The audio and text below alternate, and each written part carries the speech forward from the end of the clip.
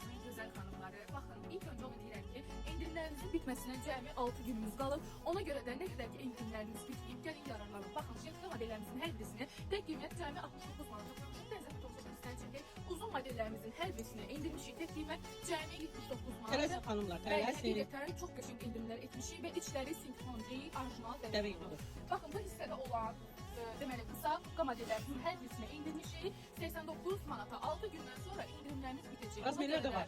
Nə qədər ki razmerlər var, gəlin əldə edin. Cəmi 80. Daha sonra xanımlar, kurtka modellərimiz düşüb tek qiymət cəmi 99 manata. Biz əsasən real indirimlər eləmişik. Yəni ən yaxşı mallarımızı endirmə. Bax, belədir. 72 kimi razmeri var Bəli, xanımlar. 99 manat. 99 manat tek qiymət.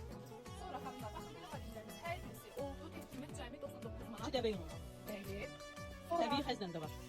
Həm jilet, həm jilet, həm modelimiz. kurtka. O da çıxış jilet olur. Tek qiymət cəmi 99 manata.